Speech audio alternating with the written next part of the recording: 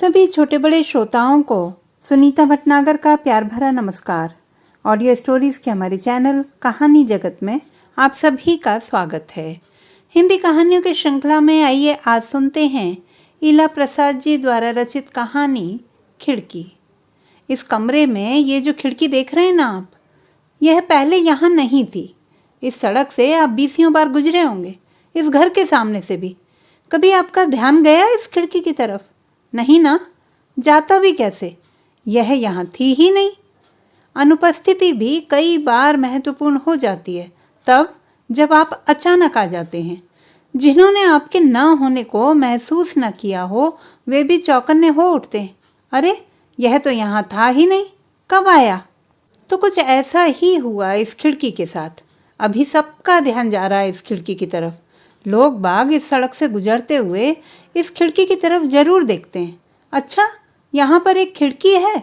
फिर गौर से देखते हैं, क्या पता कोई परी चेहरा नजर आ जाए खिड़की से झांकता हुआ। ना भी झांकता हुआ तो खिड़की के आसपास कहीं भी परी चेहरा ना सही, कोई भी चेहरा, कुछ भी। यूं समझ लीजिए कि खिड़की के माध्यम से घर का हिसाब रखने में जुटे हैं लोग। मैं तो परेशान हूँ। मेरे पति को अगर पता चल गया ना तो फिर तो इसे बंद ही समझिए। फिर से ईंट गारे की दीवार खड़ी हो जाएगी यहाँ पर। पूरे 5 साल लगे हैं मुझे अपने पति के दिमाग में यह बात डालने में कि इस घर का जो ड्राइंग रूम है उसमें बाहर को खुलती एक खिड़की होनी चाहिए। बाहर यानी सड़क को, वरना खिड़की तो इस कमरे में है, पूरे घर में है, लेकिन घर के अंदर को खुलती हुई। एक कमरे को दूसरे से जोड़ती हैं या फिर घर के पिछवाड़े को खुलती हैं। दिन दोपहर थोड़ी धूप भी आ ही जाती है, लेकिन कोई खिड़की घर के बाहर की दुनिया को घर के अंदर नहीं लाती। जब मैं यहाँ इस घर में ब्याह कर आई तो बड़ा अटपटा लगता था। शादी के पहले कॉलेज जाती थी, बहुत तेज नहीं, साधारण छात्रा ही थी, लेकिन माँ बाप ने पढ़ाया और इस तरह बाहर की दुनिया से मेरा नाता बना रहा। कभी होटलों में दोस्तों के साथ खा पी भी लेती थी। कॉलेज की पिकनिक गई तो उसमें भी गई। माँ कहती थी जाने दो, बाद में घर गृहस्थी में कब जा सकेगी। मैं कोई ऐसी उच्छृंखल या तेज तर्रार लड़की भी नहीं थी कि माँ बाप कोई भय पालते, या कि शायद अंदर ही अंदर उनकी यह इच्छा भी हो कि इसी तरह पढ़ते घूमते मैं किसी की नज़र में चढ़ जाऊं तो उन्हें लड़का ढूंढने का दायित्व भी ना निभाना पड़े। कई बार बिना दहेज की शादियां भी हो जाती हैं ऐसे ही। हंसी हंसी में मुझे सुनाकर आपस में कुछ बोल बाल भी जाते, लेकिन ऐसा कुछ हुआ नहीं। मैं अच्छी लड़की बनी रही और एक दिन इन्हें पारंपरिक तरीके से ब्याह कर इस घर में आ गई। मुझे तो अच्छा ही लगा, कौन फालतू के झमेले मोल ले। मेरी कितनी सहेलियां झूठ मूठ बदनाम हुई लड़कों से मेलजोल बढ़ाकर। कहने को लोग उदार प्रगतिशील होते हैं, लेकिन जब बेटे के ब्याह पर बात आती है ना तो एकदम दकियानूसी पुराने विचारों वाले बन जाते। बेटियां मुफ्त में निपट जाएं तो ठीक, जहां ऐसे दोहरे विचार हों वहाँ शरीफ बने रहना ही ठीक है। मेरे माँ बाप कोई अलग किस्म के नहीं हैं। जब पप्पू की शादी की बात कोई हंसी हंसी में भी छेड़ देता तो तुरंत कहते, भाई लड़की लाना बड़ा जोखिम का काम है, बहुत देख परख कर शादी करनी है इसकी, एक ही तो बेटा है हमारा। तो मैं भी तो एक ही बेटी थी, फिर मेरे लिए ऐसी दबी छुपी इच्छा क्यों? खैर जाने दीजिए, मुझे कोई शिकायत नहीं है। जिससे शादी हो गई है उसी के साथ निभाऊंगी। बल्कि मेरा पति तो बहुतों से बेहतर है, मारता पीटता नहीं, कभी कभी कहीं घुमा भी लाता है, कभी उसके दोस्त भी आ जाते हैं सपरिवार, तो लोगों से मिलना जुलना भी हो ही जाता है। ज़रूरत पड़ने पर अकेले कभी हाट बाजार चली जाऊं तो ऐसे रोकते भी नहीं, लेकिन हाँ परेशान हो जाते हैं थोड़ा। आम पतियों की तरह थोड़ा प्रोटेक्टिव किस्म के हैं। हाँ, तो बात खिड़की पर हो रही थी। मैं जब ब्याह कर इस घर में आई तो मुझे अच्छा लगा कि चलो सीमित आय में से ही सही जोड़ तोड़ कर इन्होंने 1-2 कमरे वाला मकान खरीद लिया है। पिछवाड़े थोड़ी जगह भी है। शुरू में तो मैं घर को घर का रूप देने में और पिछवाड़े को बगीचे का रूप देने में ही व्यस्त रही। सड़े टमाटर फेंक कर रसोई की खिड़की के नीचे ही टमाटर के पौधे उगा लिए, कुछ बेली गेंदे के पौधे भी लगा लिए। अब अच्छा लगता है जब रसोई की खिड़की से पिछवाड़े झांकती हूँ, और इसमें कोई परेशानी भी नहीं। हमारा घर गली के आखिरी छोर पर है, यानी आगे कुछ नहीं, सड़क मुड़ जाती है। इसीलिए मुझे पिछवाड़े देखने की आदत पड़ी और जल्दी ही मैं ऊब भी गई। जब तक ये पौधे नहीं थे और जब उगे और बढ़ रहे थे तब तक अच्छा लगता था। मैं अक्सर घर के काम निपटाने के बाद रसोई की खिड़की से उनका जायज़ा लेती थी, कभी पिछवाड़े जाकर भी। वे छोटे छोटे पौधे मुझे अपने बच्चों की तरह लगते, जिन्हें मैंने अभी अभी जन्म दिया हो। अब वे बड़े हो गए, फूल फल आते हैं, उनकी देखभाल रोज़मर्रा की आदत में शुमार हो गया है। इसीलिए मुझे बाहर के कमरे में एक खिड़की की सख्त ज़रूरत महसूस होने लगी। यूं भी कोई आता जाता तो मैं कहीं से देखकर आश्वस्त नहीं हो पाती थी कि दरवाजे पर कौन है, कोई भला इंसान या चोर उचक्का, कुछ भी हो सकता है, आपको क्या पता। फिर यह वजह भी अपने आप में बहुत ठोस थी उस कमरे में एक खिड़की खुलवाने के लिए। कम से कम मुझे तो ऐसा ही लगा। यही बात मैंने अपने पति से कही। उसने दरवाजे में ही एक छोटा सा छेद बनवा कर एक गोल शीशा लगवा दिया कि उसमें से मैं देख लिया करूं।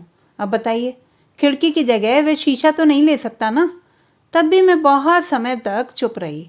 वे सारा दिन ऑफिस में रहते, मेरी रसोई उनके घर से निकलते ही निपट जाती। अब सारा दिन घर के अंदर बैठकर ऊब नहीं महसूस होगी। थोड़ा गली मोहल्ले के लोगों से परिचय किया, पर किसे फुर्सत है आजकल। सबकी अपनी दुनिया, बच्चे, झमेले। हर रोज किसी के घर जाकर बैठ भी नहीं सकती। और मेरे पति को ये पसंद भी नहीं है कि मैं सारा दिन मोहल्ले में गप्पे मारती घूमती रहूं। सोचा थोड़ा पढ़ाई ही आगे बढ़ाऊं, तो वहां भी सहयोग नहीं मिला। उनके अनुसार मैं मंद बुद्धि हूँ, जल्दी सीखती नहीं, उनमें धीरज नहीं है मुझ पर समय बर्बाद करने का। वैसे दोस्तों के बीच गर्व से बताते हैं कि विमेंस कॉलेज से मैंने हिंदी में बीए किया है, पढ़ने में अच्छी थी। वो तो मैं ब्याह लाया, वरना आप कहीं स्कूल टीचर होती, है ना अपर्णा। मैं चुप रहती हूँ। जानती हूँ किसी जवाब की अपेक्षा से यह सवाल नहीं किया गया। यह तो यह जताने की कोशिश में है कि मैंने तुम्हें प्राइमरी स्कूल टीचर की बेकार सी जिंदगी से बचा लिया है। क्या कहूँ, मुझे तो कभी कभी लगता है कि वह अकेली जिंदगी बेहतर है। अलका को देखती हूँ, अभी तक शादी नहीं हुई। उसने बीए किया था, पढ़ाती है स्कूल में। जानती हूँ उसे ही लेकर कटाक्ष किए जाते हैं, लेकिन क्या पता कल को उसकी शादी भी हो जाए और वह पढ़ाती भी रहे। लेकिन सबको नौकरी भी कहाँ मिलती है, इसीलिए लगा कि शादी ही ठीक है। सच बताऊं, साल बीतते बीतते ही बड़ी घुटन सी महसूस होने लगी थी इस घर में। और इस घर में एक खिड़की तक नहीं थी जो बाहर को खुलती हो। एक दिन शाम को अच्छा मूड देखकर मैंने पति से कहा, आपको नहीं लगता कि इस कमरे में सड़क को खुलती एक खिड़की होनी चाहिए। तब हम उसी कमरे में बैठे शाम की चाय पी रहे थे। वे उखड़ गए, क्यों, ठीक तो है, तुम्हें हर वक्त एक नया प्रोजेक्ट चाहिए, कभी घर में चूना करवा दो, कभी खिड़की खुलवा दो। मैं सहमकर चुप हो गई। मैं इस घर को घर जैसा देखना चाहती थी। मैंने पिछवाड़े पर ध्यान केंद्रित किया। मन में सोचा, खैरियत है, ससुराल वाले नहीं सुन रहे, पता नहीं क्या तूफान खड़ा होता। शायद सासू माँ मुझे अपने साथ गांव लेवा ले गई होती। उससे तो इस बिना खिड़की वाले घर में ही इनके साथ रहना बेहतर है। फिर कुछ महीनों बाद सोचा कि एक बार फिर से बोलकर देखूं। मैं उन्हें समझाऊंगी कि खिड़की ऐसे ही थोड़े ना रहेगी, उस पर पर्दा भी होगा। पर्दा मैं अपनी पुरानी जॉर्जेट की साड़ी का लगा सकती हूँ, वह इतना पुराना भी नहीं लगेगा, सुंदर लगेगा। इस कमरे की सज्जा में बढ़ोतरी हो जाएगी। हमारा यह ड्राइंग रूम और अच्छा दिखने लगेगा। उनके दोस्त तारीफ करेंगे, जलेंगे। मैंने दूसरी कोशिश की। इस बार उन्होंने मुझे शांति से सुना, लेकिन जवाब और भी कड़वा। तुम अपने दिमाग से यह बात निकाल दो, मैं इस कमरे में कोई खिड़की विड़की नहीं खुलवाने वाला। अब मजदूर बुलाओ, दीवार तोड़वाओ, दीवार कमज़ोर पड़ जाती है इस तरह। मैं क्या दीवार को कमज़ोर करना चाहती थी? मैं खुद ही क्या इस घर की एक दीवार नहीं थी जिससे घर घर बना हुआ था, या कि दीवारों के अंदर रहने को तैयार नहीं थी? ना होती तो शादी क्यों करती? मैंने तो सब सोच समझ कर शादी की थी। बस बाहर की दुनिया को देखने की इजाज़त चाहती थी, थोड़ा सा जुड़ना चाहती थी दीवार के उस पार हो रही हलचल से। उन्हें इतना भी स्वीकार नहीं था। शायद डर लगता हो कि फिर से रोज़ रोज़ बाहर की दुनिया से सामना होने लगा तो कहीं बाहर की दुनिया का हिस्सा ना बनना चाहूँ। आजकल तो लोग नौकरी भी कराते हैं बीवी से, वह दोनों स्तरों पर पिसती है, और कई बार इसके बावजूद घर में उसकी कोई खास हैसियत नहीं होती। इन्हें क्यों मेरा खिड़की से बाहर देख पाना तक पसंद नहीं है? मैं तो इतनी सुंदर भी नहीं। फिर कई महीनों तक बात टल गई। हमारे बीच ऐसा ही होता है, हम जिस मुद्दे पर सहमत नहीं होते उसे बहुत दिनों तक टाल देते हैं। वैसे असहमति अधिकतर उन्हीं की होती है जब मुद्दा मेरी ओर से उठाया गया हो। उनकी बातें तो रोध होकर अंततः मैं मान ही लेती हूँ, और कई बार न मानने पर भी कोई फ़र्क नहीं पड़ता, वे तो वही करते हैं जो उन्हें पसंद हो।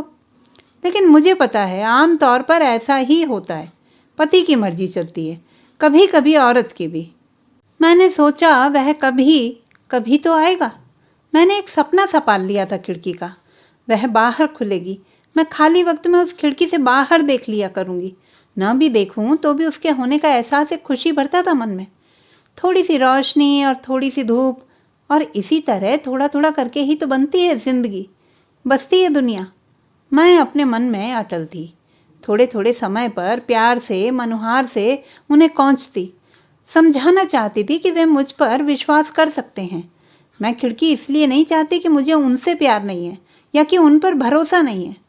उनकी छोटी छोटी ज़रूरतों का यूं भी मैं ख्याल रखा करती थी। एक दिन खुद ही बोले, खूब समझता हूँ ये सारी चापलूसी इसीलिए हो रही है ना कि मैं तुम्हारे लिए बाहर के कमरे में एक खिड़की खुलवा दूँ, है ना? मैं हंस पड़ी। उन्होंने भी तो हंसकर ही कहा था। तुरंत सख्त हो गया उनका चेहरा। तुम सोचती हो मैं तुम्हारी चालाकियाँ समझ नहीं पाता? ये झांसे किसी और को देना। विनय को आज तक कोई झांसा नहीं दे पाया। उस दिन उनके ऑफिस जाने के बाद मैं दिन भर रोती रही थी। फिर कभी मैंने खिड़की की बात ही नहीं की। सारा दिन टीवी देखती, समय तो काटना होता है ना। कभी कभी उदासी के दौरे भी पड़ते तो रो लेती। इन्हें न समझ में आना था न आया। कहते, तुम्हें क्या है, सारा दिन टीवी देखती हो, हम हैं कि गधे की तरह खटते हैं, बीवियां तो ऐश करने के लिए होती हैं। मैं चुपचाप सुन लेती। टीवी की मायावी दुनिया से बाहर आना चाहती थी। जो खबरें अखबार छापते हैं या टीवी पर सुनती थी, उनकी खबर लेने का मन होता था। क्या स्त्रियों को ऐसा चाहने का हक नहीं होता? फिर ऊब कर, बहुत बेचैन होकर मैंने चाहा कि काश हमारा एक बच्चा होता, और ऐसा हुआ। कुछ बातें ईश्वर तक तुरंत पहुंच जाती हैं, लेकिन मैं ऐसा भी नहीं कह सकती क्योंकि तब तक हमारी शादी को 3 साल हो चुके थे। बच्चा आया तो मुझे बहुत अच्छा लगा। मैं एक बारगी व्यस्त हो उठी थी। नए नए सपने अंकुराने लगे मन में। इसके बहाने अब घर से निकलूंगी, इसकी उंगली पकड़कर घूमूंगी, पाँव पाँव चलेगा यह, और मैं भी इसके नन्हे नन्हे कदमों से दुनिया नापूंगी। मैं नहीं जानती आप या और लोग इस बारे में क्या सोचते हैं, लेकिन मुझे लगा कि एक नई दुनिया खुल रही है मेरे सामने। मैं खुश थी, मैं व्यस्त थी। बहुत दिन ऐसे ही बीत गए। फिर वह जोश भी ठंडा पड़ने लगा। बेटा है मेरा, वे बार बार कहते। शौक से गोद में लेकर कभी घर से निकल जाते, घुमाते। मैं घर में खोई खिड़की को तलाशती हुई। इसी बीच नाते रिश्तेदार आए, दोस्त परिचित आए। यह कमरा वैसा ही रहा। ना मैंने कुछ कहा ना उन्होंने। हाँ, मैंने लक्ष्य किया कि जब से बच्चा आया है उन्हें एक बेचैनी सी महसूस होने लगी है। वे कई बार उसे गोद में लिए बाहर के कमरे तक जाते हैं और फिर लौट आते हैं। शायद अपने बच्चे को घर के अंदर से ही बाहर की दुनिया की झलक दिखाना चाहते हो, जिसके लिए मैं तरसती रही थी। लेकिन मैंने तो इस बारे में बोलना बंद कर दिया था। तब भी अचानक एक दिन उन्होंने खुद ही निर्णय लिया और दशहरे की जो थोड़ी सी छुट्टियां होती है ना, उसमें मजदूर बुलवा कर, दीवार तोड़वा कर यह खिड़की खुलवा दी कमरे में। इस खिड़की पर पर्दा मैंने लगाया, खुद सिला मशीन पर। पर्दे का कपड़ा वे ऑफिस से लौटते हुए लेते आए थे। आज 5 बरस हो गए। तब से हम इस शहर से कहीं बाहर नहीं गए हैं, इसी घर में हैं। आज यह खिड़की भी खुल गई है इसी घर में। कहने को कहते हैं कि लो खुलवा दी खिड़की तुम्हारे लिए। मैं जानती हूँ कि इस बात में कितनी सच्चाई है। अगर एक बिटिया होती तो शायद यह खिड़की कभी ना खुलती, बल्कि खुली हुई खिड़कियाँ भी बंद हो जाती। जानती हूँ यह खिड़की मेरे लिए तो बिल्कुल भी नहीं है, कभी भी नहीं थी। अब अगर मैं इसके बावजूद अपने लिए थोड़ी सी जगह बना लूँ तो यह और बात है। लेकिन फिलहाल तो 5 सालों से घर के अंदर रहते रहते मेरे अंदर की वो लड़की ही मर गई है जिसे एक खिड़की की सख्त ज़रूरत थी, जो बाहर की हलचल से जुड़ना चाहती थी, महसूसना चाहती थी इस खिड़की से आती हुई हवा और धूप को। कहाँ गई वो लड़की, सोचती हूँ मैं इस खिड़की से बाहर झांकती हूँ। मेरे अंदर कोई हलचल नहीं होती, अब कोई खुशी नहीं जागती। मैं इस बच्चे को खिलखिलाता देखती हूँ और मुस्कुरा देती हूँ। बस शायद उन्हें इसी दिन का इंतज़ार था। तो दोस्तों, ये थी हमारी आज की कहानी। आपको कैसी लगी कमेंट बॉक्स में लिखना ना भूलें। चैनल को सब्सक्राइब करें, लाइक करें और मित्रों के साथ शेयर करें।